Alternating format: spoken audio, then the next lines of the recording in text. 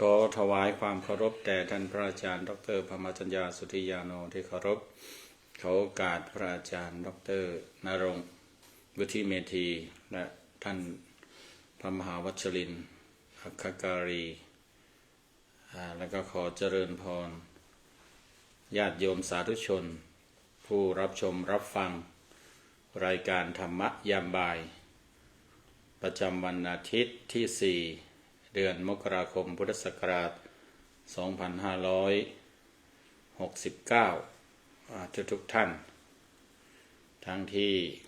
อยู่ภายในอุโบสถศาลาแล้วก็ที่รับชมรับฟังจากช่องทางการถ่ายทอดสด Facebook Live ของเฟซพระพุทธปัญญารายการธรรมะยามบ่ายวันนี้ก็ถือว่าเป็นอาทิตย์แรกของปีพุทธศักราชใหม่พุทธศักราช 2569 วันเวลาก็หมุนเวียนเปลี่ยนผ่านไปตั้งแต่หน่วยเล็กสุดคือทุกวินาทีทุกนาทีทุกชั่วโมงทุกวันทุกคืนทุกสัปดาห์ทุกเดือนแล้วก็ทุกปีก็เป็นเช่นนั้นตามเรื่องราวของเวลาก็คือเป็นเครื่องชี้วัดของหรือว่าเป็นเครื่องบ่งบอกของกฎความจริงที่เป็นพื้นฐานธรรมดาก็คือกฎความเปลี่ยนแปลงกฎความไม่หยุดนิ่งกฎของความไหลเลื่อยแต่ว่าเราก็มาสมมุติกัน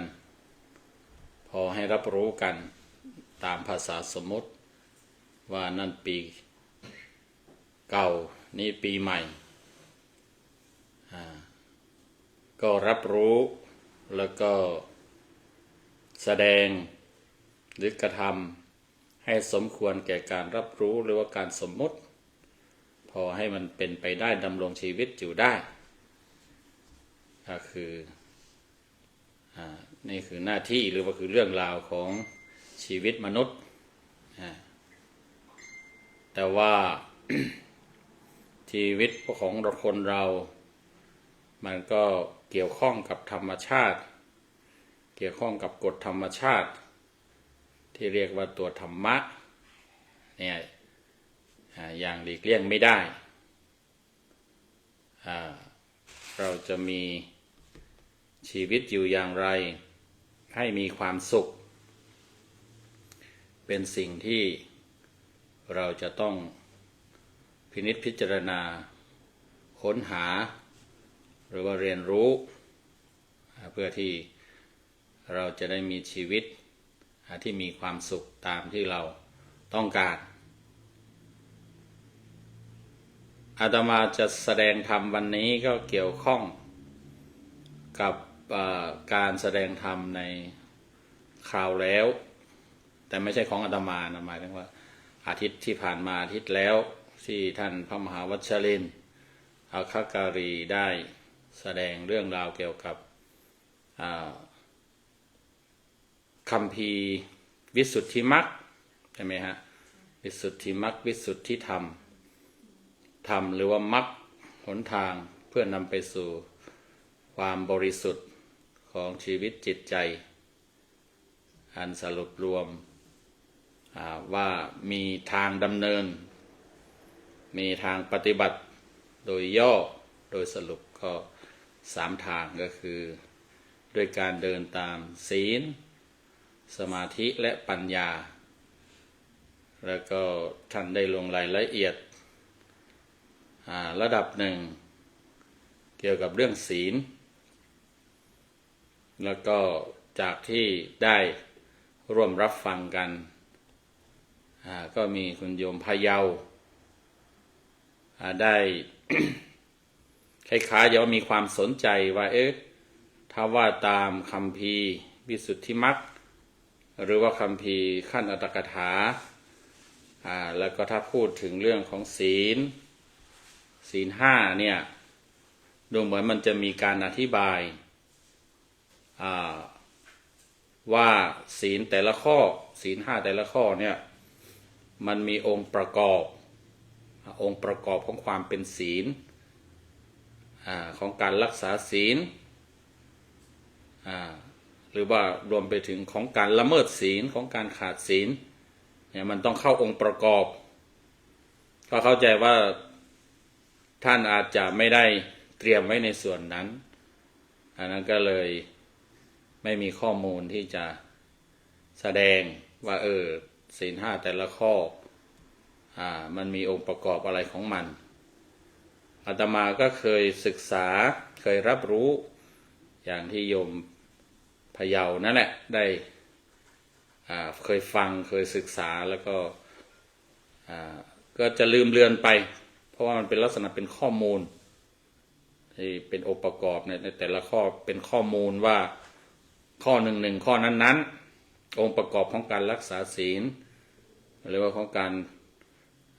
ละเมิดศีลเนี่ยมันมีองค์ประกอบอะไรบ้างเนี่ยดังนั้นการที่เราจะได้มาฟังเอามาทบทวนเอามาพูดคุยเอามาให้ได้รับฟังกันบ่อยๆหรือว่าอีกครั้งก็เป็นเรื่องสำคัญละทีนี้เป็นเรื่องจำเป็นละ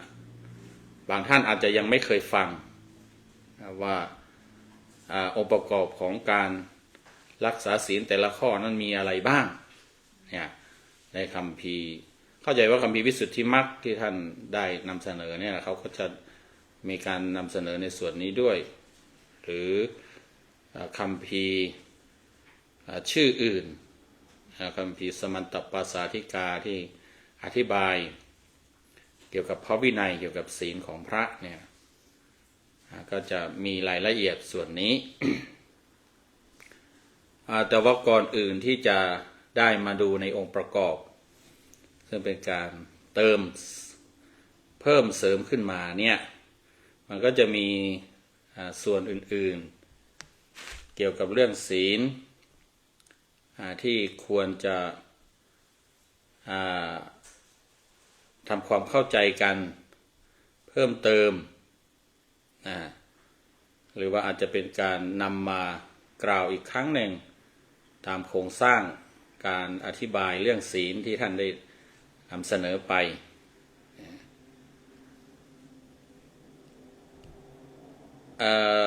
ในคัมภีร์เขาก็จะตั้งศึกษาตั้งคำถามตั้งประเด็นในการศึกษาอย่างที่เขาตั้งว่าศีลคืออะไรศีลคืออะไรก็มีคำอธิบายอยู่หลายในศีลคือเจตนาศีล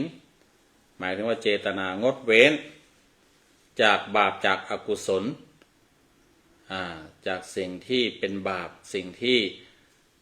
เป็นอกุศลเจตนางดเว้นในภาษาบาลีว่าวิรัตที่เรารู้กันในศีลห้าคือเว้นเวรมณีมีความตั้งใจหรือมีเจตนาที่จะงดเว้นก็เราก็รู้กันว่างดเว้นถ้าเป็นศีลห้าคืองดเว้นจากการฆ่าการเบียดเบียนการทำลายกันงดเว้นจากการถือเอาสิ่งของที่เขาไม่ให้ในนามฉกชิงวิ่งราวขโมยปล้นจี้ใดๆก็ตามงดเว้นจากการไปร่วงละเมิดบุคคลที่คนอื่นรักหวงแหนหรือปกครองอยู่แล้วคนอื่นเขาร่วมหัวจมท้ายด้วยร่วมหัวจมท้ายนี่เนี่ยมันจะมีองค์ประกอบนี่แหละว่าองค์ประกอบของการศีลข้อที่3เรื่องของการละเมิดบุคคลนั้นเป็นที่รักของกันและกันมันมีองค์ประกอบอยู่เดียวจะอธิบายอธิบายทีหลังแต่นี่ให้ introduction ประเด็นอื่นๆก่อนใช่ไหมแล้วก็มีเจตนาที่จะพูดความจริงเว้นการพูดเท็จพูดโกหกพูดคำหยาบพูดเพ้อเจ้อพวกนั้นและรวมไปถึงมีเจตนาที่จะเว้นไม่เกี่ยวข้องกับ สิ่งมึนเมาของมึนเมาที่จะทำให้เสียสติเนี่ยมันก็จะมีที่ท่านระบุไว้ท่านก็ได้พูดไปถึงอยู่ก็คือเจตนาเว้นเนี่ยมันมี3ลักษณะเว้นเพราะว่าหนึ่งคือสมาทานวิรัตคือเว้นตั้งใจเว้นมีเจตนาเว้นเพราะว่าได้สมาทานได้กล่าวสมาทานเหมือนเขาพูดง่ายๆคำว่ารับศีลน่ะรับเอาไปปฏิบัติเหมือนที่ตามธรรมเนียมพุทธธรรมเนียมไทยเราอาราธนาศีลพระบอกศีลโยมก็ว่าตามแล้วก็มีการรับรู้ว่าเราได้รับได้ถือเอาข้อปฏิบัติที่กล่าวมาเนี้ยไปปฏิบัติอันนี้เขาเรียกว่ามีเจตนาเว้นเพราะว่าเราถือเอาไปปฏิบัติหรือว่าคำว่าสมาทานนะสองคือสัมปติวิรัตสัมปติเวรมณีก็คือเว้นเพราะว่ามันเหตุการณ์เกิดขึ้นเฉพาะหน้าแล้วก็ได้เรียนรู้แล้วก็ตัดสินใจในตอนนั้นเช่นตอนแรกก็ตั้งใจว่าโกรธหมาตัวหนึ่งแมวตัวหนึ่งจะฆ่าพอไปจริงๆแล้วก็คิดสงสารเปลี่ยนใจงดเว้นไม่เอาชีวิตไม่เบียดเบียนเขาอันนี้ก็เรียกว่าเป็นสัมปติวิรัตหรือว่าเดินไปแล้วก็ไปเห็นกระเป๋าสตางค์เขาคนอื่นเขาตกเราคิดว่าโอ้ของมีค่าของเขาเขาก็รักเขาก็หวงแหนไม่ใช่ของเราการที่เราจะเอาของคนอื่นเอาสมบัติของผู้อื่นที่ไม่ใช่สมบัติของเรามันไม่ถูกต้องเราก็ไม่ขโมยหรือว่าไม่หยิบอันนี้ก็เรียกว่าสัมปติวิรัตก็คือเว้นได้เว้นได้ในขณะที่เจอสถานการณ์นั้นเมื่อเจอสถานการณ์เกิดขึ้นอีกอย่างหนึ่งคือสมุจเฉทวิรัตสมุจเฉทวิรัตก็คือเว้นตลอดกาลเว้นได้โดยเด็ดขาดอันนี้เป็นลักษณะของพระที่สิ้นกิเลสแล้วคือพระอรหันต์พระอรหันต์เนี่ยไม่ทำบาปไม่ทำอกุศลเว้นบาปเว้นอกุศลตลอดชีวิตไม่ได้ถูกบังคับไม่ได้ไปเรื่องของการตั้งใจสมาทานหรือไปรับปากรับศีลกับพระหรือว่าไปเจอเฉพาะหน้าเฉพาะการใดๆแต่ว่ามันเป็นธรรมชาติของจิตของท่านที่ถ้าหากว่ามันเป็นเรื่องของบาปของอกุศลแล้วก็เว้นเด็ดขาดไม่มีการหวนคืนกลับมาอีกอันนี้ก็เรียกว่าเป็นศีลขั้นสูงละศีลขั้นระดับโลกุตละศีลมีศีลขั้นสูงนอกจากนี้เขาก็ยังอธิบายว่าศีลคือเจตสิกก็คือสิ่งที่เกิดขึ้นกับจิตสิ่งที่มาปรุงจิตประกอบกับจิตที่เป็นกุศลก็คืออโลภะอโทสะอโมหะที่เขาอธิบายนี่รวมไปถึงศีลในอริยมรรคมีองค์8ในอริยมรรคมีองค์8มีอยู่3ข้อที่จัดเป็นข้อศีลหรือว่าที่จัดเป็นศีลคือสัมมาวาจาสัมมากัมมันตะสัมมาอาชีวะอันเนี้ยเขาอธิบายว่าถ้าจิตประกอบด้วยความไม่โลภไม่โกรธไม่หลงแล้วก็จิตคิดว่าเราจะพูดแต่วาจาที่ถูกต้องกระทำสิ่งที่ถูกต้องแล้วก็ดำรงชีวิตให้ถูกต้องอันนี้ก็เป็นศีลอีกแบบหนึ่งเหมือนกันจริงๆศีลในอริยมรรคศีลในมรรค8เนี่ย3ข้อสัมมาวาจาสัมมากัมมันตะสัมมาอาชีวะเนี่ยทางภาษาทางพม่าเนี่ยเขาเรียกอีกแบบหนึ่งเขาใช้ศัพท์เขาบัญญัติศัพท์จะบัญญัติหรือว่าจะเจอในคัมภีร์ก็ไม่ทราบเขามาใช้คำว่าอาชีวมัทธกศีลอาชีวมัทธกศีลอาชีวะก็คือความเป็นอยู่มัทธกะก็น่าจะมาต่อมาจากคำว่าอัฏฐกะคือเป็นที่8อาชีวมัทธกศีลก็คือศีลที่มีการดำรงชีวิตที่ถูกต้องหรือว่าสัมมาอาชีวะนี่เป็นข้อที่8เพราะว่า ในสัมมาในศีลในอริยมรรคคือ3ข้อที่ว่าสัมมาวาจาสัมมากัมมันตะสัมมาอาชีวะเนี่ยสัมมาวาจามันก็มีอยู่4ใช่ไหมฮะก็คือไม่พูดเท็จไม่พูดส่อเสียดไม่พูดคำไม่พูดเท็จไม่พูดคำหยาบไม่พูดส่อเสียดไม่พูดเพ้อเจ้อใช่ไหมทีนี้สัมมากัมมันตะนี่มันมี3ก็คือไม่ฆ่าสัตว์ไม่ลักทรัพย์ไม่ประพฤติผิดในกามมันก็รวมกันเป็น7ทีนี้ตัวที่8คือสัมมาอาชีวะคือดำรงชีวิตให้ถูกต้องประกอบอาชีพประกอบชีวิตดำเนินชีวิตให้ถูกต้องมันเป็นข้อที่8เขาก็เลยบัญญัติศัพท์เรียกขึ้นมาว่าเป็นอาชีวมัทธกศีลอาตมาก็ได้ยินคำนี้เป็นคำแรกเนี่ยจากโยมกุ้งนี่แกมีครูบาอาจารย์สายพม่าหรือว่าครูบาอาจารย์ทางลังกาเขาอาจจะสอนว่าศีลมันมีหลายแบบศีลที่เรารู้จักกันสำหรับชาวบ้านศีล5ศีล8ใช่ไหมแต่ว่าเขามีการไปเน้นไปยกอีกจุดหนึ่งขึ้นมาบอกว่าในอริยมรรคมีองค์8เนี่ยมันมี8ข้อแต่ว่าสรุปรวมแล้วมันก็เป็นไตรสิกขา3ข้อคือศีลสมาธิปัญญา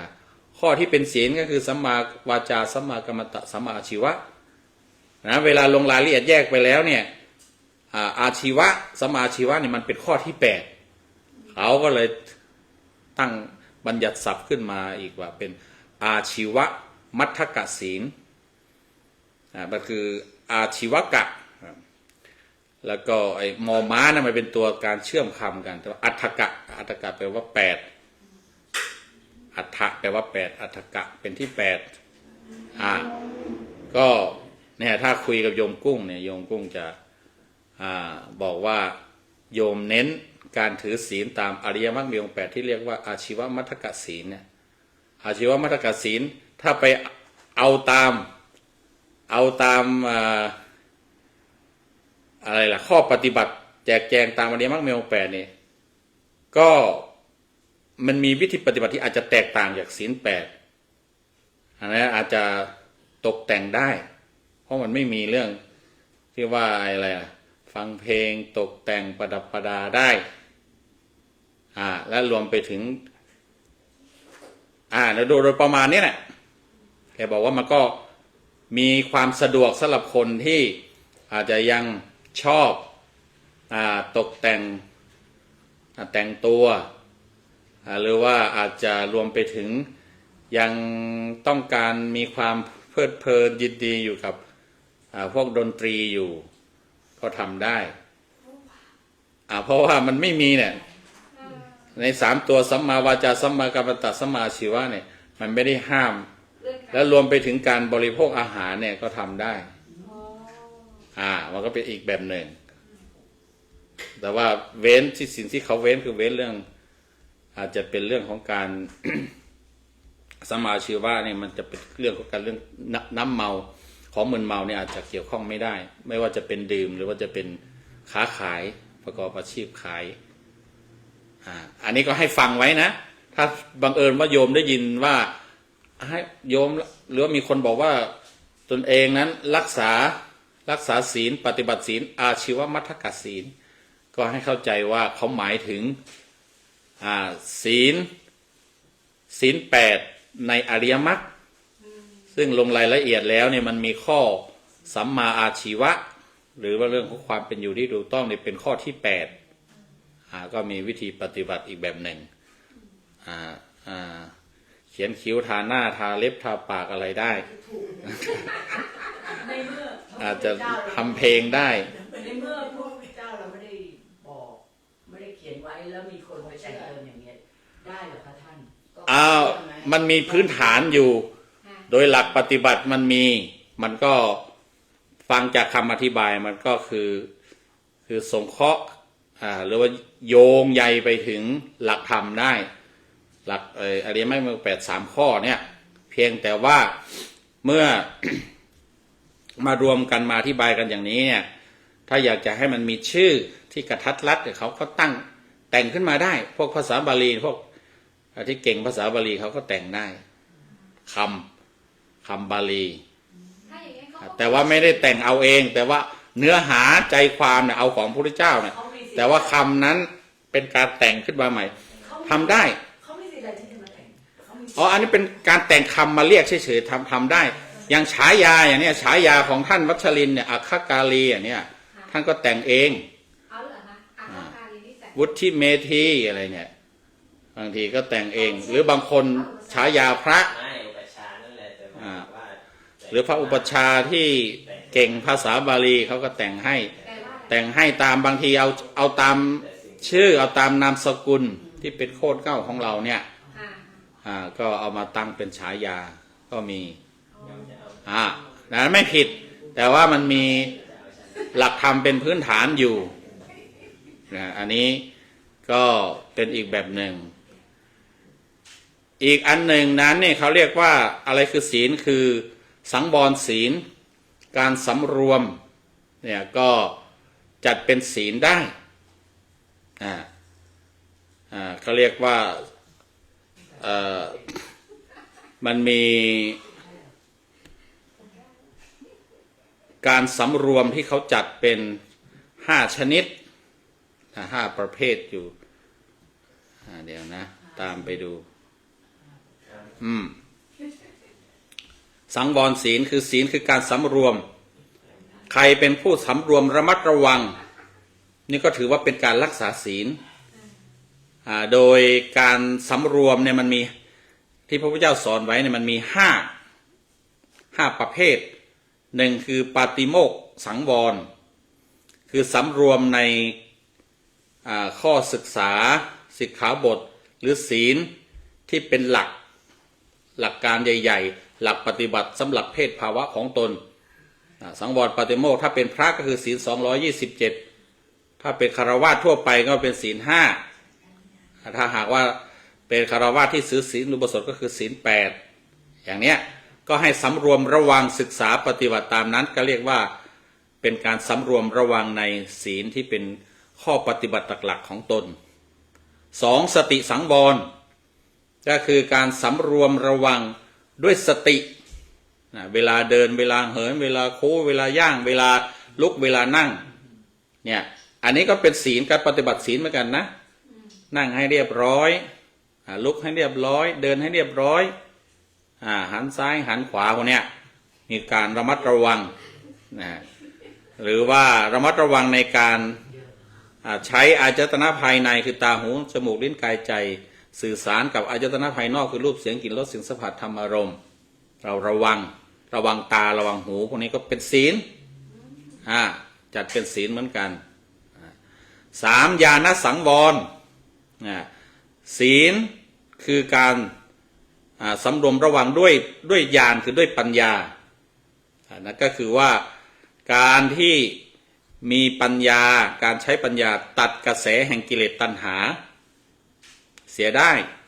ไม่ให้ครอบงำจิตใจไม่ให้กระทำไปตามจิตใจที่อยากที่ปรารถนาที่กิเลสที่มันเกิดนั้นนี่อันนี้ก็เรียกว่าเป็นการปฏิบัติศีลเหมือนกันญาณสังวรก็คือระมัดระวังสำรวมด้วยปัญญาด้วยการใช้ปัญญาพิจารณาดูว่ามันเหมาะมันควรไหมมันดีมันชั่วมันเป็นคุณเป็นโทษเป็นอะไรยังไงแล้วก็ปฏิบัติได้ถูกต้องอันนี้ก็เป็นการถือศีลเป็นการปฏิบัติศีลเหมือนกัน4ขันติสังวรคือการสำรวมระมัดระวังด้วยขันติคือด้วยความอดทนบางทีเราระวังด้วยความอดทนอย่างเราโกรธอย่างเนี้ยเราก็ระวัง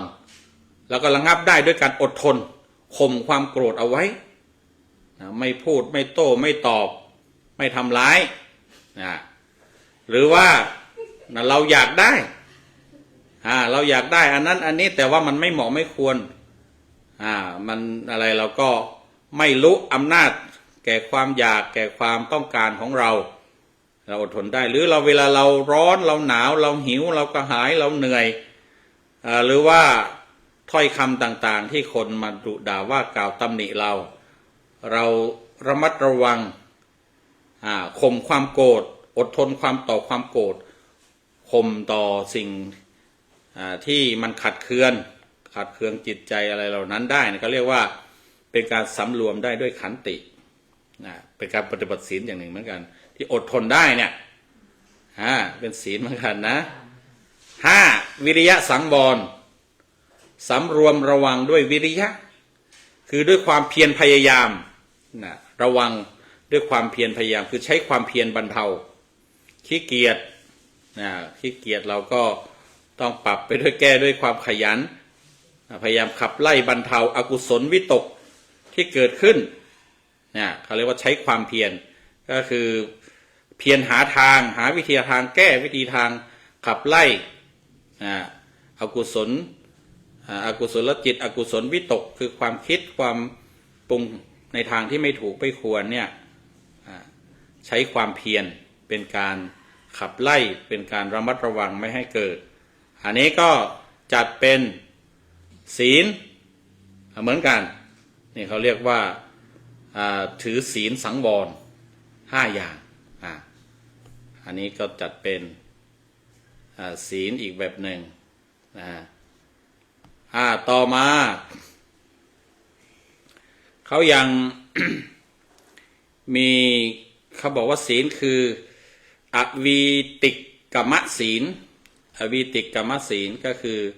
การไม่ก้าวร่วงอกุศลกรรมบททางกายกรรม3ทางวจีกรรม4อันนี้เขาไม่รวมมโนกรรมไม่รวมมโนกรรมก็คือการที่อันนี้มันก็คล้ายๆกับอันนั้นอยู่เหมือนกันคล้ายๆกับที่เป็นเจตสิกศีลที่มันมีสัมมาวาจาสัมมากัมมันตสัมมาชีวะแต่ว่าทางกายกรรม3ทางวจีกรรม4ก็คือการเว้นจากการประพฤติทุจริตทางกายทางวาจาศีลส่วนมากมัน มันเป็นการระมัดระวังเป็นการรักษาความดีงามทางกายกับทางวาจาเป็นหลักอันนี้คือศีลเขาว่าอย่างนั้นก็คือเรื่องของการมีเจตนาเว้นหรือว่าเรื่องของการมีกุศลเจตสิกกุศลเจตสิกก็คือรักษาสิ่งที่จะมาปรุงแต่งจิตเนี่ยให้เป็นไปในทางกุศลอย่างเดียวหรือเรื่องของการระมัดระวังและเรื่องของการไม่ไปก้าวล่วงพฤติกรรมที่ไม่ดีทางกายทางวาจาอันนี้ก็เรียกว่าเป็นศีลศีล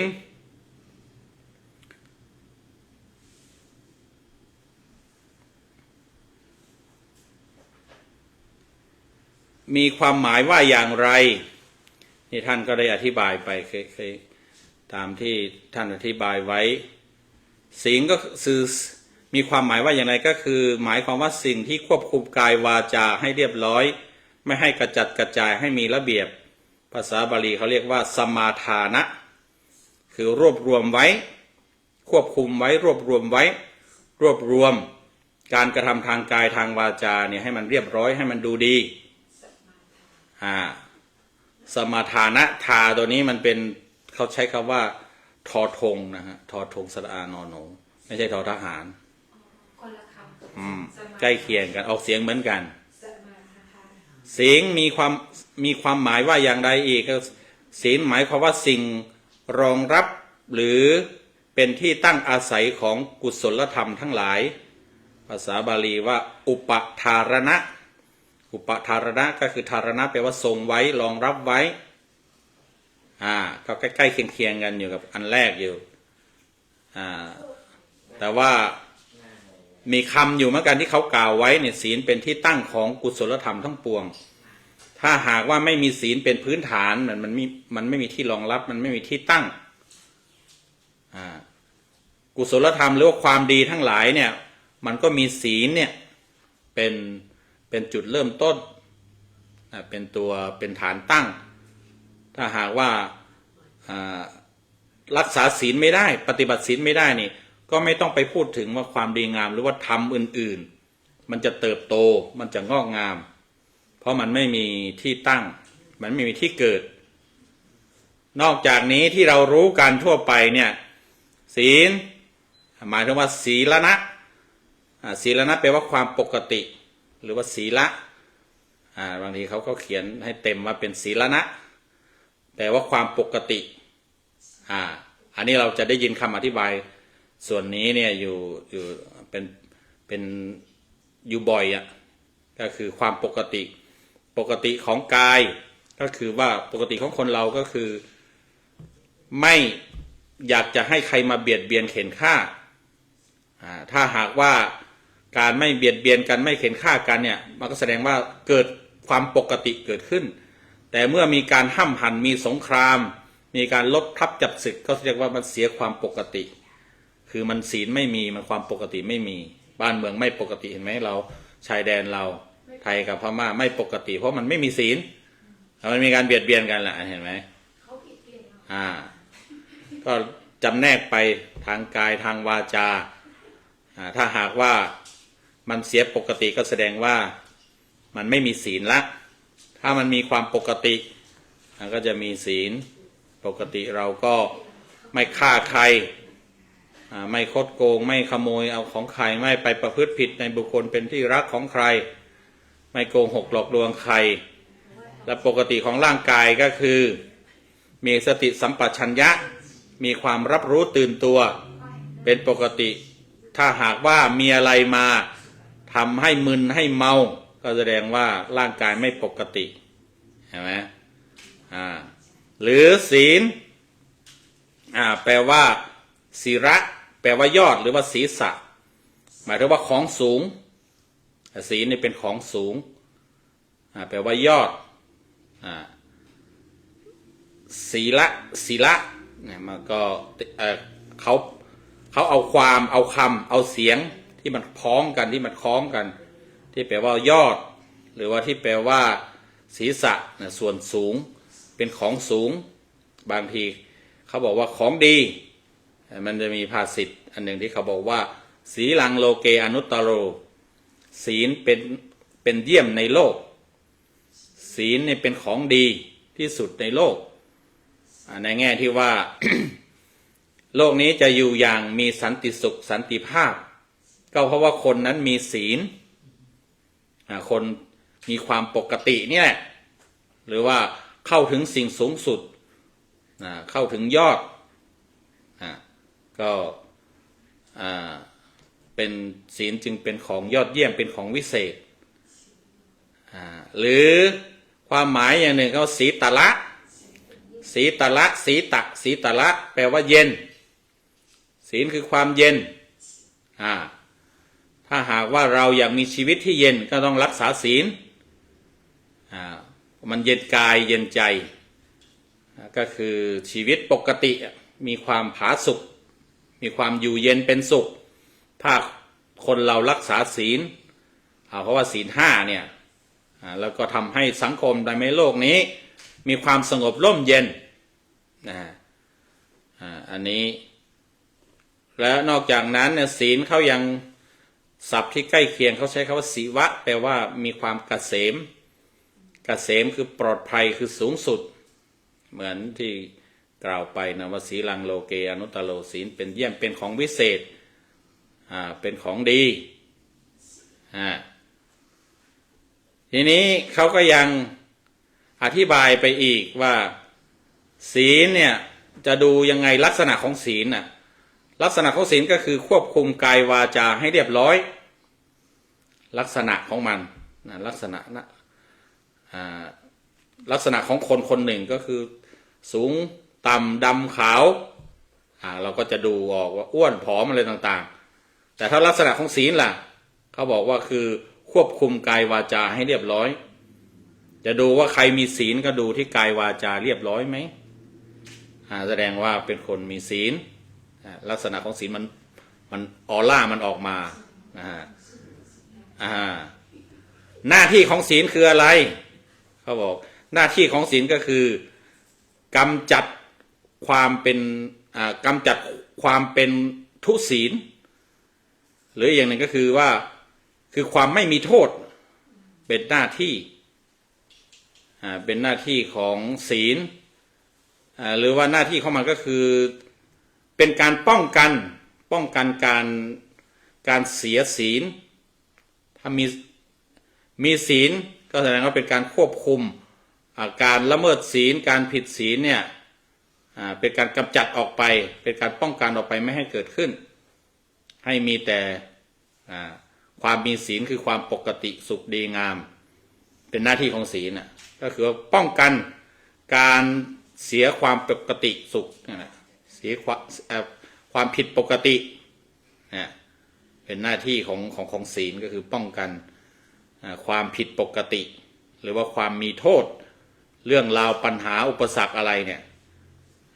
ศีลจะป้องกันศีลจะกำจัดสิ่งเหล่านั้นออกไปผลปรากฏของศีลนี่ก็อยู่ที่ความสะอาดกายความสะอาดวาจาและรวมไปถึงความสะอาดใจด้วยเขาว่างั้นสะอาดกายวาจาใจเนี่ยนี่ก็เป็นลักษณะมันเป็นผลปรากฏรีเซล จะบอกว่ารีเซลหรือว่าเป็นสิ่งที่แสดงออกมาให้เห็นให้รับทราบให้รับรู้ก็ใกล้เคียงกับการลักษณะของมันผลปรากฏออกมาก็คือมาเกิดความชีวิตของคนนั้นดูดีดูสะอาดกายวาจาใจเนี่ยสะอาดเรียบร้อยดีงามแล้วก็อะไรเป็นเหตุทำให้เกิดศีลเหตุที่ทำให้เกิดศีลนี่ก็คือฮิริโอตตัปปะฮิริคือความละอายโอตตัปปะคือความเกรงกลัวถ้าเราละอายที่จะไปเข็นฆ่าใครเกรงกลัวที่จะไปเข็นฆ่าใครเราก็มีศีลข้อหนึ่งถ้าเราละอายที่จะไปคดโกงฉกชิงวิ่งราวคนอื่นเกรงกลัวกฎหมายหรือว่าการมาเบียดเบียนตอบเราก็รักษาศีลข้อสองได้ถ้าเราละอายที่จะไปผิดลูกผิดเมียคนอื่นเกรงกลัวต่อผลที่จะเกิดขึ้นเราก็รักษาศีลข้อสามได้ข้อสี่ข้อห้าอะไรก็เหมือนกันก็คือว่าจะรักษาศีลได้นี่ต้องมีฮิริกับโอตตัปปะเป็นตัวช่วยเป็นตัวประคับประคองเป็นทำให้มันเกิดมีศีลเกิดรักษาศีลไว้ได้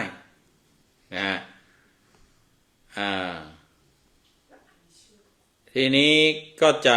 ข้ามไปเป็นบางอันนะฮะนอกจากที่กล่าวมาเนี่ย มันยังมีการศีลอีกลักษณะหนึ่งที่เราชาวพุทธควรจะรู้จักเป็นศีลที่เขาจัดไว้ในเขาเรียกว่าศีลสี่ประเภทศีลสี่ประเภทหนึ่งก็ปาติโมกขสังวรศีลการสำรวมในปาติโมกข์ก็เหมือนกับปาติโมกข์สังวรที่ศีลคือการสังวรสำรวมระวังตัวเดียวกันเลยคือว่าให้มีความสำรวมระมัดระวังรักษาปฏิบัติไปตาม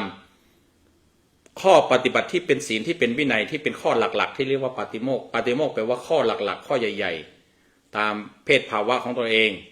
เป็นพระก็227เป็นโยมก็ศีล5เป็นสามเณรศีล10เป็นภิกษุณีศีล311ก็ว่าไปเป็นผู้ถืออุโบสถศีล8ศีลของภิกษุณีของพระผู้หญิงนี่มากกว่า311ข้อก็เยอะเพราะว่าอะไรเพราะพระพุทธเจ้าท่านนั้นเป็นห่วงภิกษุณีก็เหมือนลูกสาวธรรมดาลูกสาวนี่เราตั้งกฎเกณฑ์มากกว่าลูกชายนะห้ามโน่นห้ามนี่ห้ามเยอะกว่าเพราะว่ามันเกิดความเสียหายได้ง่ายเกิดโทษได้ง่ายก็เลยต้องตั้งกติกาไว้เยอะหน่อยเนี่ยอันนี้ก็คือจริงๆมันไม่ใช่ว่าเป็นข้อห้ามแต่จริงๆคือเป็นข้อรักษาถ้ามองอีกแบบหนึ่งเป็นข้อรักษาให้มีความปกติเรียบร้อยดีงามลูกสาวก็เลยต้องรักษาเยอะหน่อยอันนี้ศีลอีกแบบหนึ่งนะก็คือปาติโมกข์สังวรศีลศีล4ประเภทศีล4ชนิดเนี่ย2อินทริยะสังวรศีลคืออินทรีย์สังวรศีลก็คือการสำรวมระมัดระวังตาหูจมูกลิ้นกายใจอันนี้ ก็เป็นศีลเป็นการรักษาศีลเหมือนกันเหมือนตัวสังวรนั่นเหมือนกันแหละคือระวังตาหูจมูกลิ้นกายใจอันนี้ก็เป็นคนมีศีลนะก็ปฏิบัติศีลนะนอกจากข้ออื่นๆแล้ว3อาชีวปริสุทธิศีลอาชีวปริสุทธิศีลก็คือปฏิบัติการเลี้ยงชีพการประกอบอาชีพเนี่ยให้ถูกต้องให้สุจริตก็คือทำงานที่สุจริตที่ไม่มีโทษที่ไม่ผิดกฎหมายที่ไม่ผิดศีลธรรมเนี่ยก็เรียกว่าเป็นการถือศีลทั่วไปก็คือให้งดเว้นจากการประกอบอาชีพที่ผิดศีลผิดธรรมที่พระพุทธเจ้าท่านตรัสไว้ที่ห้ามไว้เนี่ย5ประการ1สัทธวนิชชาก็คือค้าขายอาวุธ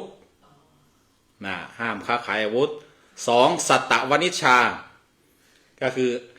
ห้ามค้าขายมนุษย์ห้ามค้ามนุษย์3มังสวนิชชา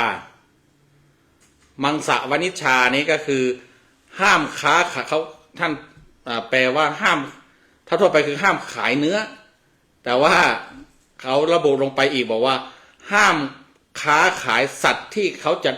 นำไปฆ่าเป็นอาหารพวกอะไรล่ะฆ่าหมูเผ็ดเป็ดไก่ปูปลาอะไรต่างๆเหล่านี้ถ้ามันหมายถึงว่าถ้ามันยังมีชีวิตอยู่นะค้าขายเพื่ออยากให้คนซื้อให้คนหรือว่าฆ่าให้เขาอะไรพวกนี้ก็ถือว่าผิดเป็นไม่ประกอบด้วยสัมมาอาชีพ4ก็คือมัชฌวนิชชามัชฌวนิชชาก็คือค้าขายของมึนเมาค้าขายเหล้าขายเบียร์ขายยาเสพติดอะไรต่างๆเหล่านี้ ก็เขาเรียกว่าของมึนเมา5วีสวนิชชาวีสแปลว่ายาพิษค้าขายยาพิษยาฆ่าหญ้ายาฆ่าแมลงยาอะไรพวกนี้ไม่ได้นะเป็นยาพิษยาพิษทำให้สิ่งมีชีวิตทำให้ชีวิตอื่นได้ลำบากได้โทษอันเนี้ยก็เว้นจากอาชีพพวกนี้ค้าขายอาวุธค้าขายมนุษย์ค้าขายสัตว์ที่จะนำไปฆ่าค้าขายของมึนเมา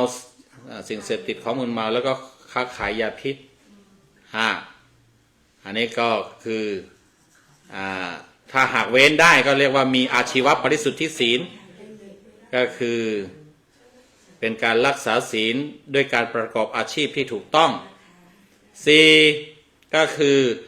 ปัจจัยสันนิสิตศีลปัจจัยสันนิสิตศีลก็คือว่าศีลคือการเกี่ยวข้องอาศัยปัจจัยพื้นฐานในการดำรงชีวิตนี่อย่างถูกต้องคือปัจจัย4เนี่ย1ก็คือข้าวปลาอาหาร1ก็คือเครื่องนึ่งห่มเรียงตามศัพท์เขา1เครื่องนึ่งห่ม2ข้าวปลาอาหาร3ที่อยู่อาศัย4ยารักษาโรคเนี่ยอันนี้ก็เป็นศีลนะ1ก็คือเรื่องของการแสวงหาในเรื่องของการพิจารณาในเรื่องของการแสวงหาปัจจัย4พื้นฐานปัจจัยพื้นฐานในการดำรงชีวิตนี่มาอย่างถูกต้องถูกทำไหมถูกศีลถูกทำไหมสุจริตไหมถ้าหามาได้นี่ก็เป็นการรักษาศีลนะ2ก็คือเป็นการบริโภคคือการใช้สอยเนี่ยเรานุ่งห่มเครื่องนุ่งห่มเนี่ยถูกต้องตามความจำเป็นตามหลักการของการใช้สอยไหมถ้าพูดตามภาษาพระก็อาจจะเข้มข้นหน่อยก็เราห่มจีวรห่มผ้าใช้สอยผ้าเพื่อที่จะบำบัดอะไรความร้อนความหนาวป้องกันยุงลิ้นไลอะไรต่างๆเหล่านี้ไม่ได้ประดับเพื่อให้ดูดีดูสวยดูหล่อดูใส่นาฬิกาโรเล็กได้ไหมก็ให้อยู่ที่ฐานะนะฮะอยู่ที่ฐานะถ้ามีเงินมีทองก็ใส่ได้แล้วถ้าตามภาษาชาวโลกเราก็ไม่ถือว่าผิดแต่ว่าถ้ามีเจตนาเพื่ออวดร่ำอวดรวยอวดโก้อวดหรูอย่างเนี้ย ก็ไม่ค่อยเจตนาไม่ค่อยถูกนักไม่ค่อยถูกนัก นะ เดี๋ยวแอปเปิลดู อันนั้นก็คือใช้สอยเพื่อปกปิดร่างกายไม่ให้เกิดความละอายการใช้เสื้อผ้า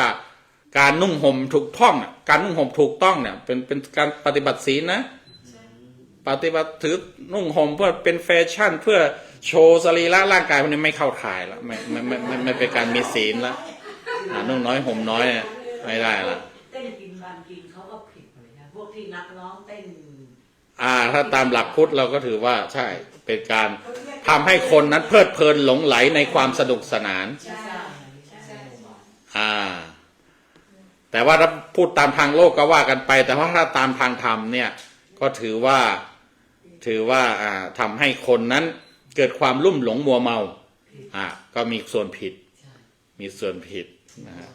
ใจทิพย์เยอะนะ พิษมารยาคนมารยาใช่ไหมมารยาของผู้หญิง เป็นมายาของโลก ไม่ นะฮะ โลก อันนี้ก็เรื่องของการใช้สอยปัจจัยสี่เนี่ย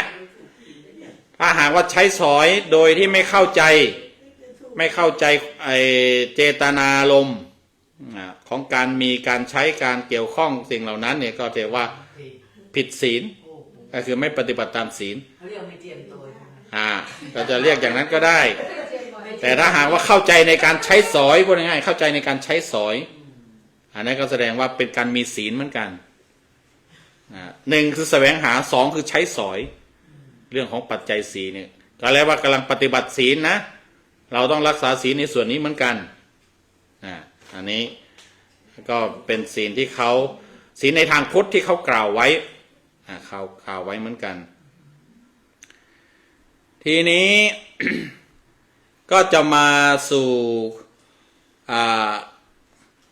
ที่ได้กล่าวไว้ว่าในศีลห้าที่มันมี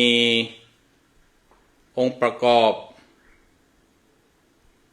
ของแต่ละข้ออย่างไรบ้างที่ได้เกริ่นไว้ว่ามันมีการอธิบายเอาไว้ที่เราชาวพุทธก็ควรจะรู้นะว่าศีลพื้นฐานคือศีลห้าเนี่ยในแต่ละข้อนั้นมันเป็นองค์ประกอบข้อที่หนึ่งคือปาณาติปาตาเวรมณีหรือว่าปาณาติบาตพูดง่ายๆคือปาณาติบาตเนี่ยศีลข้อที่หนึ่งคือการห้ามทำชีวิตสัตว์ให้ตกล่วงไปเนี่ยมันมีองค์ประกอบอยู่5ประการนะฮะองค์ประกอบอยู่5ประการหนึ่งปาโนแปลว่ารู้ว่าเป็นสิ่งมีชีวิตองค์ประกอบข้อที่แรกนะของปาณาติบาตคือของการละเมิดศีลห้าเนี่ยครับของการถือศีลห้าเนี่ยของการถือศีลข้อที่หนึ่งข้อปาณาติบาตเนี่ยองค์ประกอบข้อแรกคือหนึ่งคือปาโนคือรู้ว่าสัตว์มีชีวิตหรือว่าสิ่งนั้นมีชีวิตสองปาณสัญญิตาอาตมาพูดผิดละปาโนนี่แปลว่าสัตว์มีชีวิตหนึ่งข้อองค์ประกอบข้อหนึ่งนะปาโนคือสิ่งนั้นมีชีวิตสององค์ประกอบที่สองคือปาณสัญญิตารู้ว่าสิ่งนั้นมีชีวิตรู้ว่าสัตว์นั้นมีชีวิตสิ่งนั้นมีชีวิตเราก็รู้ว่าสิ่งนั้นมีชีวิตข้อที่สองนะฮะข้อที่สองนะรู้ว่าสิ่งนั้นมีชีวิตข้อแรกองค์ประกอบข้อแรกก็คือว่าต้องมีสิ่งมีชีวิตก่อนต้องสัตว์มีสิ่งที่มีชีวิตที่เรียกว่าสัตว์สองก็คือเรารู้ว่าสัตว์ที่ยังมีชีวิตอยู่เราก็รู้ด้วยสามวัฏกะเจตนาวัฏกะจิตตังหรือว่ามีจิตคิดจะฆ่าองค์ประกอบข้อที่สามเนี่ยวัฏกะจิตตังก็คือมีจิตคิดจะฆ่าหมายถึงว่าโกรธเกลียดอาฆาตก็ว่ากันไปสี่อุปกโมแปลว่ามีความพยายามที่จะฆ่ามีความเพียรหรือมีความพยายามจะฆ่าองค์ประกอบข้อที่สี่นะข้อที่ห้าคือเตนะมรณังสัตว์ตายด้วยความพยายามนั้นด้วยความเพียรนั้นถ้าหากว่าครบองค์ประกอบ5ประการเนี่ยก็แสดงว่าผิดศีล หนึ่ง อธิบาย สัตว์มีชีวิตสองรู้ว่าสัตว์มีชีวิตสามมีจิตคิดจะฆ่าสี่พยายามนะห้าก็คือ สัตว์ตายด้วยการพยายามฆ่านั้นพยายามของเรานั้น อ๋อโอเค มันมีผลคือสิ่งมีชีวิตนั้นตายลง อย่างนี้ก็แสดงว่าผิดศีลข้อที่หนึ่งเต็มประตู ทีนี้ที่โยมพะเยาถามวันนั้นอีกส่วนหนึ่งก็คือว่าศีลเนี่ย ถ้ามันไม่ละเมิดไม่อะไรก็แสดงว่าเป็นศีลบริสุทธิ์ แต่ถ้ามีการละเมิดขึ้นมา มันก็จะมีกลายเป็นศีลขาด ศีลทะลุ ศีลด่าง ศีลพร้อยมันมีใช่ไหมที่บอกมันเป็นยังไงจึงจะเรียกว่าศีลขาดศีลทะลุ ศีลด่าง ศีลพร้อยจริงๆมันก็ไม่มีคำอธิบายในพระบาลีเสียทีเดียว แต่ว่าเมื่อเอาองค์ประกอบ5ประการ5ข้อของปาณาติบาตมาอธิบายเนี่ยมันจะพอเห็นลางมันจะพอเข้าใจได้บ้างที่บอกว่าศีลขาดศีลทะลุศีลด่างศีลพร้อยมันเป็นยังไงมันมีคำอธิบายของที่เขาเอามาจากหนังสือลักษณะของพระพุทธศาสนาของสมเด็จพระญาณสังวรสมเด็จพระสังฆราชองค์ก่อนองค์ที่19เนี่ยถ้าศีลขาดก็คือละเมิดองค์ประกอบ5ข้อของศีลข้อที่1เนี่ยเสร็จสิ้นสมบูรณ์ก็หมายถึงว่ามันมีสิ่งสัตว์มีชีวิตแล้วเราก็ไปรู้ว่ามันมีชีวิตอยู่แล้วก็เรามีจิตคิดจะฆ่าแล้วเรามีความพยายามจะฆ่าลงมือกระทำนะพูดง่ายๆแล้วมันก็ข้อที่5ก็คือว่ามัน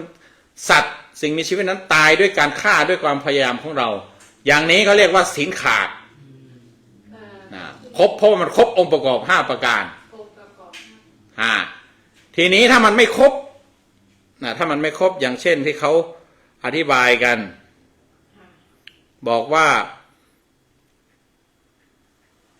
ทีนี้หากสัตว์นั้นไม่ตายด้วยเหตุใดเหตุหนึ่งก็ตามแต่ว่าได้มีจิตคิดจะฆ่าได้มีความเพียรที่จะฆ่ามากน้อยก็ว่ากันไปแต่ว่าสัตว์นั้นไม่ตายดังนี้เรียกว่าศีลมันทะลุหรือมันเป็นช่องคือพยายามทำพยายามฆ่าพยายามอยู่แต่ว่าที่มันไม่ตายไปตีแต่ไม่ตายนี่ก็ไม่ยังเขาเรียกว่ายังศีลยังไม่ขาดแต่ศีลมันทะลุคือมันก็เป็นบาปอยู่แต่ว่ามันก็คือลองลงมาลงจากศีลขาดพยายามแต่ไม่ตายอันนี้เขาอธิบายตามที่ท่านสมเด็จพระสังฆราชเคยอธิบายไว้เขาเรียกมันทะลุเป็นช่องทีนี้เขาก็บอกว่ามีจิตคิดจะฆ่าและไม่ถึงกับได้ประกอบความเพียรออกไปคิดงุ่นง่านอยู่ในใจละเมิดอยู่ในใจไม่ถึงกับว่าต้องทำออกไปนี่เขาเรียกว่าศีลด่างศีลพร้อยอันนี้คิดจะฆ่ารู้อยู่ว่าสิ่งมีชีวิตรู้อยู่ว่าสัตว์มีชีวิตแล้วก็รู้ว่าสัตว์มีชีวิตแล้วก็มีจิตคิดจะฆ่าแต่ว่าไม่ได้พยายามไม่ได้กระทำลงมือไม่ได้ลงมือกระทำอันนี้นี่มันก็จัดเป็นว่าศีลเกิดการด่างการพร้อยพอเข้าใจไหมนึกว่าถ้าหากว่าละเมิดองค์ประกอบ5ข้อสิ่งมันมีสัตว์มันมีชีวิตเราก็รู้ว่ามีชีวิตเรามีจิตคิดจะฆ่าเราได้พยายามฆ่าแล้วก็สิ่งมีชีวิตนั้นตายลงไปอันนี้เขาเรียกว่าศีลขาดแต่ว่ามีองค์ประกอบ5ประการเหมือนกันไปพยายามตีพยายามฆ่าเหมือนกันแต่ว่าสัตว์ไม่ตายนี่เขาเรียกว่าศีลมันทะลุศีลมันทะลุก็คือศีลมันมีตำหนิมันมีความไม่สมบูรณ์อยู่เหมือนกัน แต่ทีนี้ว่าเราก็รู้ว่าสิ่งมีชีวิตมีสัตว์มีสัตว์มีสิ่งมีชีวิตเรามีจิตคิดจะฆ่าแต่เราไม่ได้ทำอยากจะฆ่าอยากจะอะไรแต่ว่าไม่ได้ลงมือ ศีลมันด่าง อันนี้ศีลมันด่างมันพร้อยท่านสมเด็จพระสังฆราชท่านอธิบายอย่างนั้น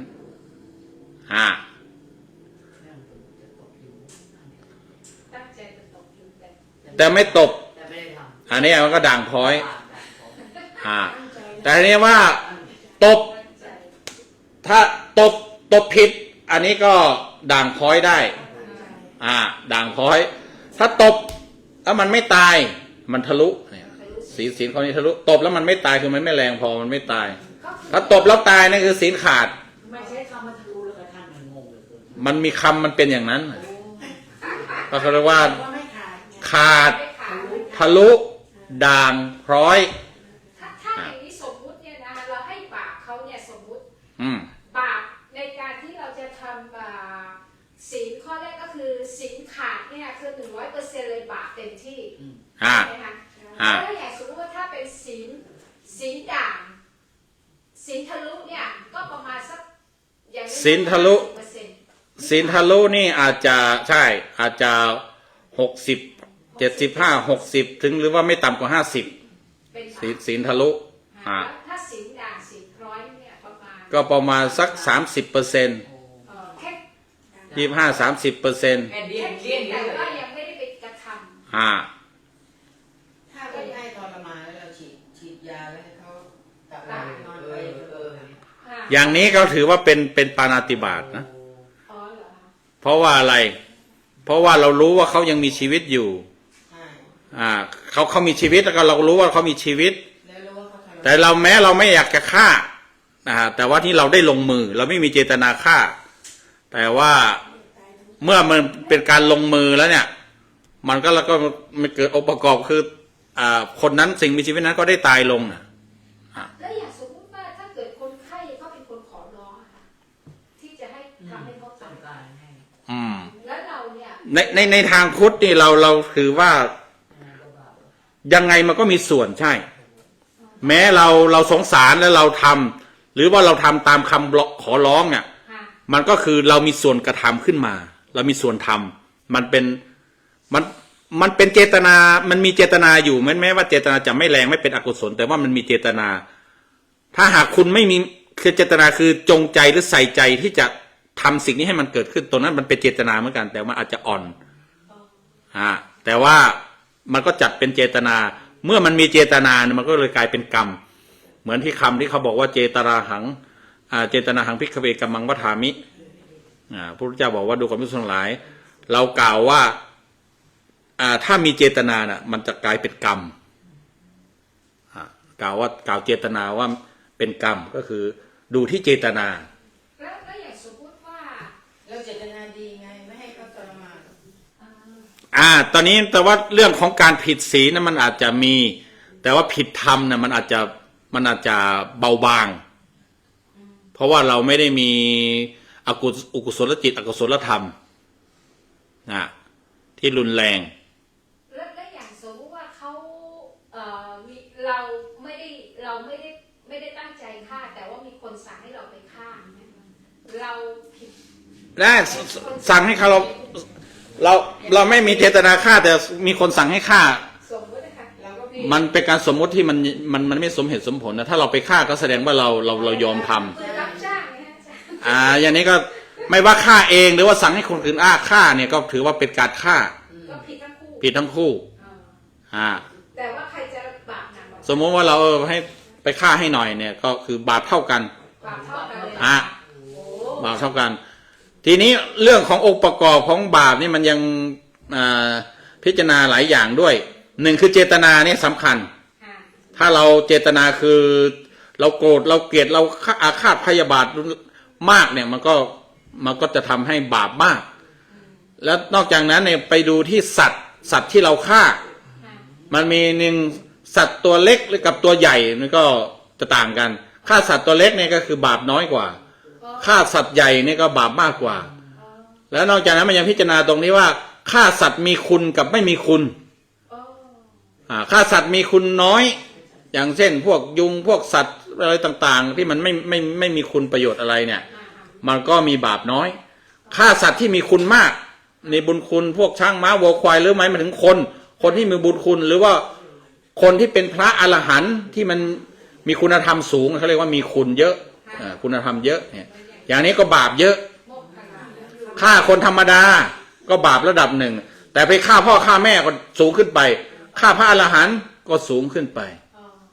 บาปหนักสุดบางองค์ประกอบของการฆ่ามันก็ยังมีสิ่งมีชีวิตนี่มันก็ยังจะต้องมาพิจารณาด้วยว่าเป็นสิ่งมีชีวิตที่ใหญ่เล็กหรือใหญ่มีคุณมากหรือมีคุณน้อย แล้วอย่างเหยียบโดยไม่รู้ตัวเหยียบโดยไม่มีเจตนานี่ถ้าทางพุทธเรานี่คือไม่เป็นบาปจริงอ่ะใช่เช่นอะไรนะเหยียบสมมติว่าเราคว้างนะครับเราคว้างก้อนหินทิ้งไปเนี่ยไปตกใส่สัตว์ตายเนี่ยนี่มันถือว่าไม่เป็นบาปเพราะว่าเราไม่มีเจตนา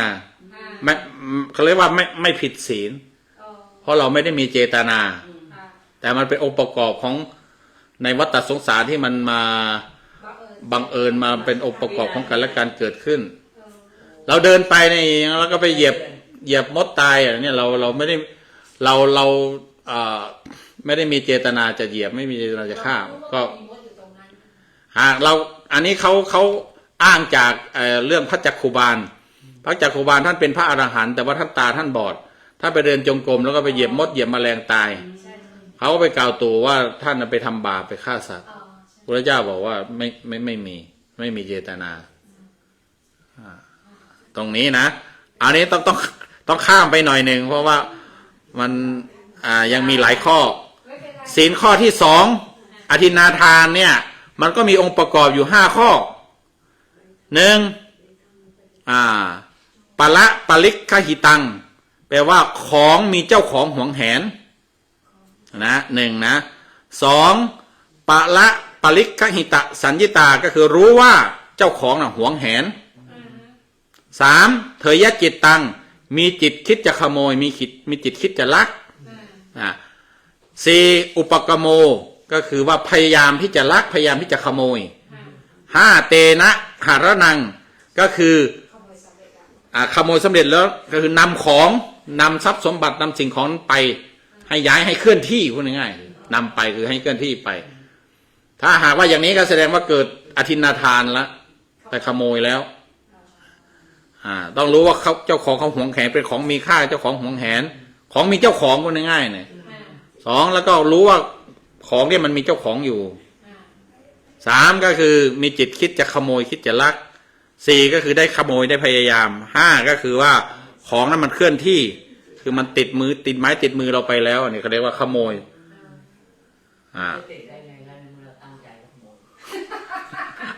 มันต้องติดใช่ไหมมันต้องถูกเคลื่อนย้ายไปอันนี้เขาเรียกว่ามีเป็นองค์ประกอบของอทินนาทานที่สมบูรณ์ทีนี้สมมุติว่าของมันไม่มีค่าหรือของเขาไม่หวงแหนเนี่ย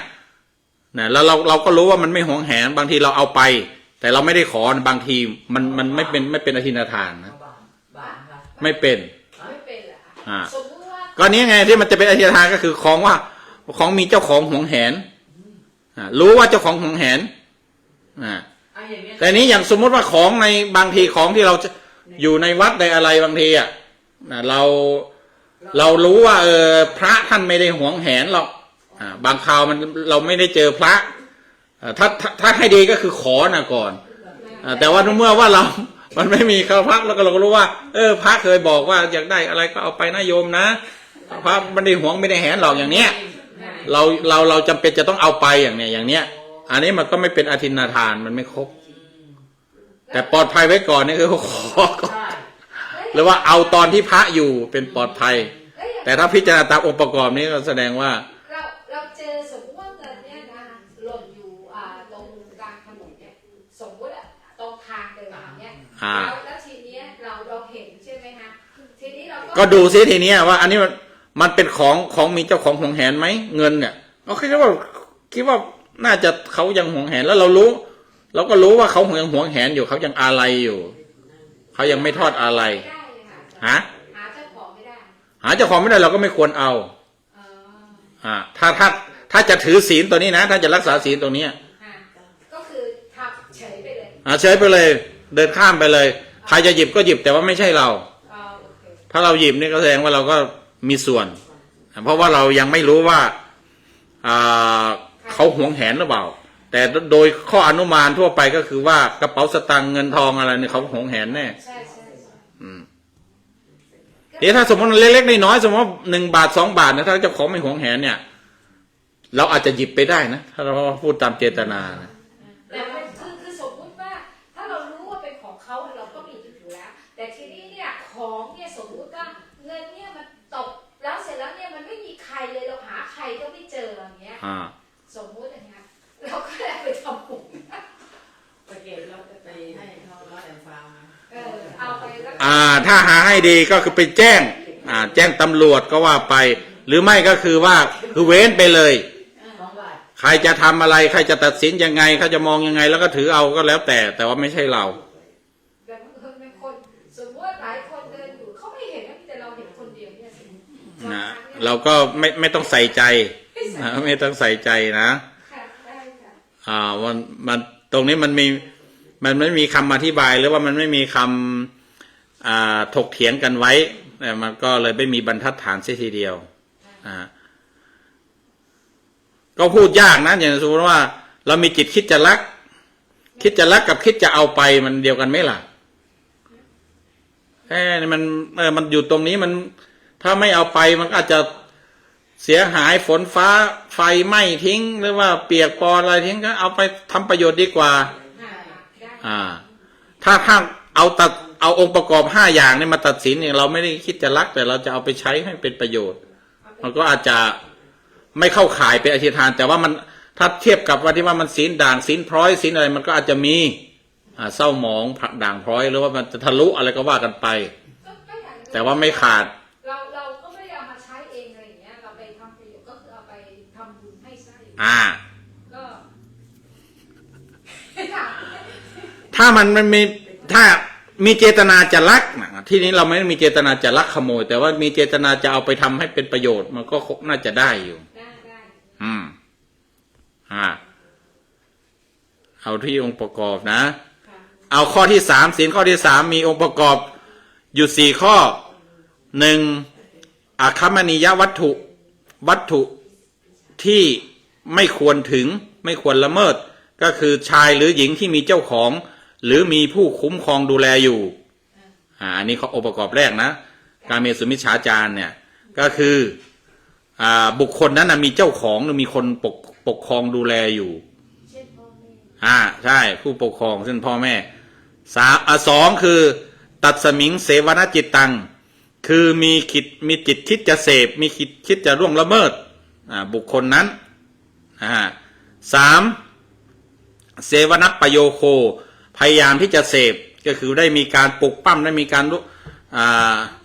ใช้ความพยายามพูดง่ายๆ4มัคเทนะมัคคะปฏิปติอธิวาสนัง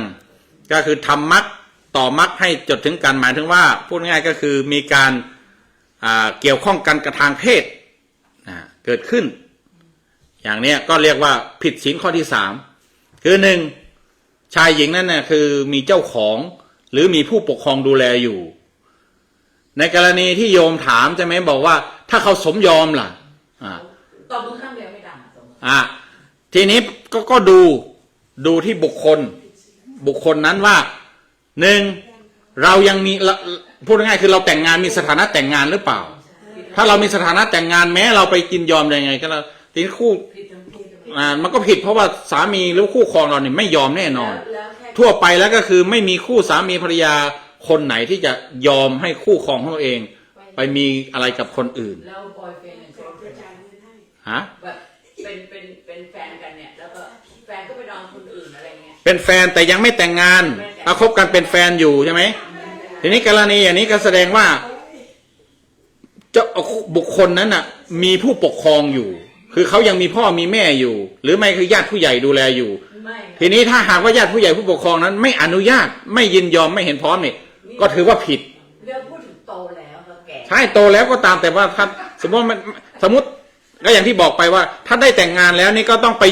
ดูที่คู่ครองว่าเขายินยอมเขาพอใจไหมถ้ายังไม่ได้แต่งงานแม้โตขนาดไหน ทีนี้ดูที่ผู้ปกครอง ถ้าไม่มีผู้ปกครองเช่นพ่อแม่ตายแล้ว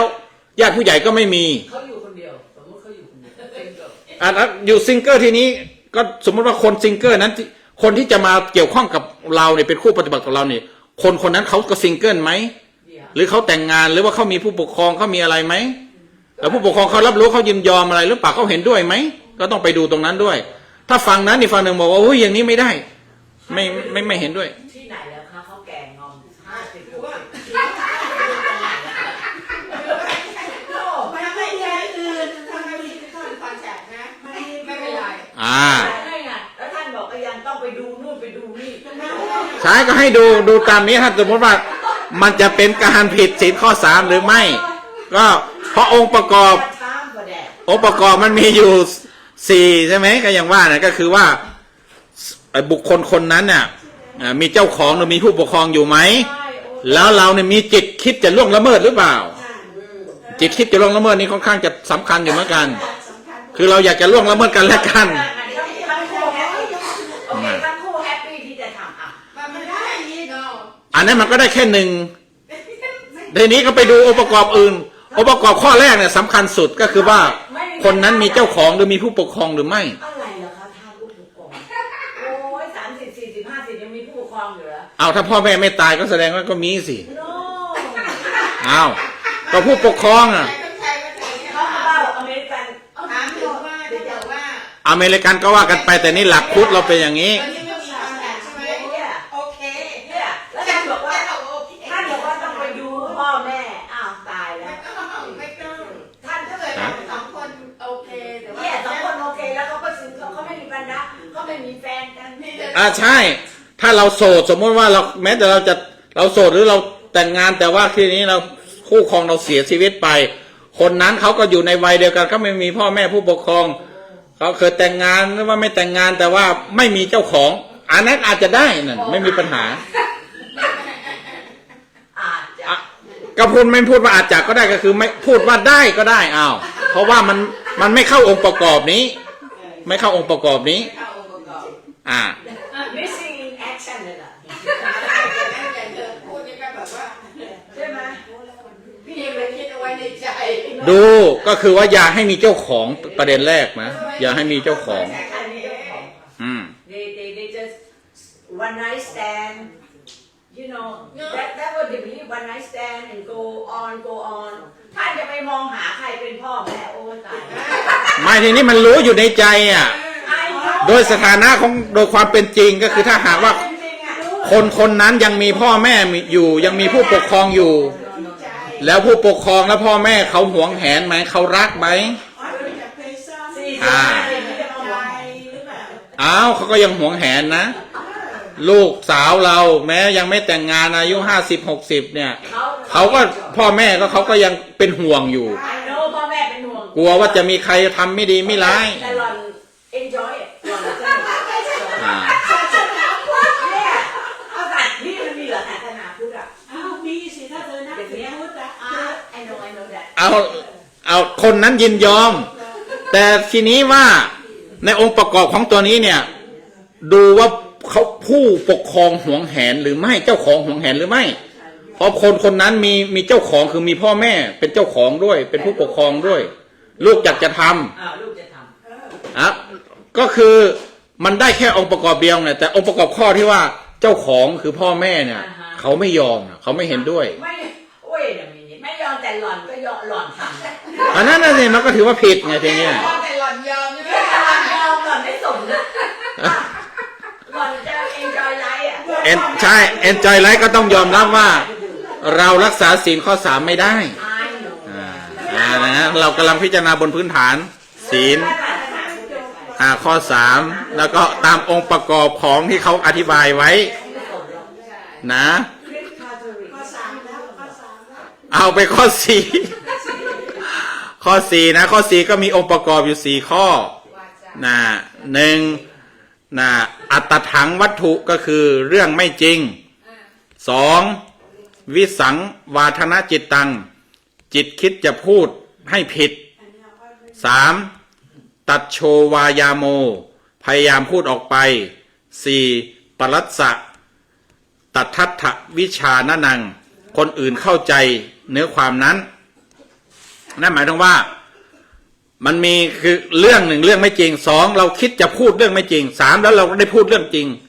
พูดเรื่องไม่จริงนั้นออกไป 4. คือมีคนเชื่อตามนั้นมีคนได้เกิดผลจากคำถ้อยคำของเราอาจจะเสียหายอาจจะอะไรก็ว่าไปอย่างนี้ก็เรียกว่าเกิดผิดศีลข้อ 4ก็คือ ไอ้พวกเฟกนิวส์อย่างเงี้ยก็ เฟกนิวนี่ก็ผิดสิเพราะว่าเขาทำเรื่องไม่จริงขึ้นมาแล้วเขาคิดจะสื่อสารข้อไม่จริงเรื่องไม่จริงแล้วเขาได้ทำออกไปเขาได้ปล่อยข่าวไปแล้วมีคนเชื่อหลงผิดไปตามนั้นก็เป็นการเป็นมุสาวาท คนเชื่อกับสมอง เฉพาะเดี๋ยวนี้ไง ใช่ ใช่หาเสียงโจมตีกันไง อ้าวขยับไปข้อที่ 5เลยนะข้อที่ 5นี่ก็ สุราเมรยมัชฌะ สุราเมรยมัชฌะปมาทฐานาเนี่ยสุราเมลัยเนี่ยนะ ใช่ 1. องค์ประกอบข้อที่ 1คือมัทนียังก็คือมีของทำให้มึนเมาเช่นสุราเมลัยก็ว่าไป 2. ปตุกะปตุกรรมยะปตุกรรมยตาจิตตังจิตคิดจะดื่มมีจิตใคร่จะดื่มแล้วคิดจะดื่มใคร่จะดื่มจิตอยากจะดื่ม 3. ตัดโชวายาโมพยายามดื่มหรือว่าได้ทำการเพื่อพยายามใช้ความพยายามในการดื่ม 4. ปีตับปะเสวนังก็คือดื่มให้ไหลล่วงลำคอเข้าไปดื่มให้ไหลล่วงลำคอลงไปก็แสดงว่า ถ้าเขาอยู่แต่ในปากก็โผล่ไปเลย ถ้าตามนี้ใช่ก็คือดื่มแต่ว่ายังไม่ลงคอดื่มคือได้พยายามได้ทำได้ดื่มแต่ว่าไม่เอาดีกว่ากลัวเมาแล้วก็บ้วนทิ้งอันนี้ยังไม่ผิด ไม่แล้วก็อมใหม่แล้วก็ดื่มใหม่ แต่ว่าศีลมันด่างพร้อยศีลมันด่างพร้อยเพราะองค์ประกอบมันหลายข้อแต่มันไม่สำเร็จวันเดียวยูทูบบอก ยังไม่ทะลุใช่ไหมล่ะ ยังไม่ทะลุเนี่ยองค์ประกอบเขาบอกว่าก็คือว่าดื่มให้ไหลล่วงลำคอลงไปแล้วอันนี้เราผิดละ นั่งมองไม่เฉยถึงไหมวะมองอยากจะ ไม่ ดื่ เป็น ม ไร ใช่คืออยากจะดื่มอยากจะดื่มมีจิตอย่างนี้ก็มันก็เศร้าหมองไงก็ดูมันอาจจะเป็นด่างเพราะว่าเนี่ยมันในองค์ประกอบเนี่ยเขาเรียกว่านี่ไงจิตคิดจะดื่มเนี่ยปาตุกามยจิตตังเนี่ยปาตุกามยตาจิตตังจิตคิดจะดื่มนะดังนั้นเนี่ยมันก็อยู่ที่อย่างที่ว่าขาดทะลุด่างพร้อยเนี่ยก็อยู่ที่องค์ประกอบถ้าได้ทำครบองค์ประกอบมันแสดงว่าขาดถ้าทำไม่ครบองค์ประกอบอันใดหนึ่งก็ดูว่าถ้ามันเป็นองค์ประกอบที่สำคัญแล้วก็ไปละเมิดมันก็เป็นทะลุถ้าเป็นองค์ประกอบข้อที่มันไม่สำคัญนักนี่ยังไม่ทำให้สำเร็จปฏิบัติการนั้นมันก็กลายเป็นด่างๆพร้อยๆด่างพร้อยแล้วก็ว่าไปเหมือนตบยุงไม่ตายตบยุงไม่ตายนี่เลยนะทะลุถ้าตบผิดนี่ก็คือด่างๆพร้อยๆไปเพราะมีเจตนาตบอยู่อย่างเนี้ยแต่ถ้าทั้งหมดเลยตายเพี้ยงตายแล้วก็แสดงว่าขาดขาด 100%ค่ะ 100%พิจารณาไปอย่างนั้นดูที่องค์ประกอบนี่แหละเนี่ยองค์ประกอบแต่ละข้อเนี่ยว่ามันครบองค์ประกอบไหมครบก็ขาดไม่ครบได้ส่วนมากแต่ไม่ครบมันก็เป็นทะลุได้ส่วนน้อยไม่ครบได้ส่วนน้อยก็เป็นด่างๆพร้อยๆไปเป็นอย่างนั้นเอาว่าเป็นอย่างนั้นกันแล้วกันนะอันนี้คือสิ่งที่ต่อเติมจากที่ท่านมหาวัชรินทร์ได้เทศเรื่องศีลในวิสุทธิมรรคแล้วก็มีญาติโยมถามแทรกขึ้นมาว่าเคยศึกษาว่ามันแต่ละข้อเนี่ยมันมีองค์ประกอบอะไรของมันแล้วที่มันมีด่างมีพร้อยมีขาดมีทะลุมีด่างมีพร้อยอะไรเนี่ยมันเป็นยังไงก็คือตัดสินตามองค์ประกอบนั่นแหละว่ามันครบองค์ประกอบไหมถ้าไม่ครบก็ให้พิจารณาลดหลั่นลงไปตามนั้น ก็เอามาแบ่งปันกันก็แล้วกันนะสำหรับในวันแรกวันนี้อาทิตย์แรกนี้ ก็คิดว่าล่วงเลยเวลาไปตามปกตินะ ก็ยังไงก็แล้วแต่ก็ถือว่าเป็นสิ่งที่ควรเราชาวพุทธควรจะได้รับรู้รับทราบเพื่อที่จะช่วยในการรักษาศีลให้มีความบริบูรณ์ให้มีความสะอาดบริสุทธิ์เพื่อชีวิตทางกายทางวาจาของเรานั้นจะได้มีความสะอาดเรียบร้อยดีงามเป็นปกติแล้วก็แผ่ความปกติความสุขความสงบนี้ไปให้กับผู้อื่นให้กับสังคมให้กับโลกเพื่อที่จะร่วมกันรักษาโลกให้ปกติให้เกิดสันติสุขสันติภาพก็ขอสันติสุขสันติภาพจงบังเกิดขึ้นด้วยการที่ทุกท่านนั้นร่วมกันรักษาศีลให้บริสุทธิ์ไม่ให้ขาดไม่ให้ทะลุไม่ให้ด่างไม่ให้พร้อยแล้วก็ขอเป็นกำลังใจในการรักษาศีลแก่ทุกท่านขอให้ทุกท่านนั้นจงได้รับอานิสงส์แห่งการรักษาศีล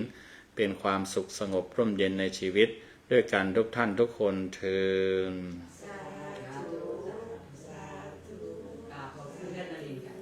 ท่านนรินทร์ถ้าเราด่า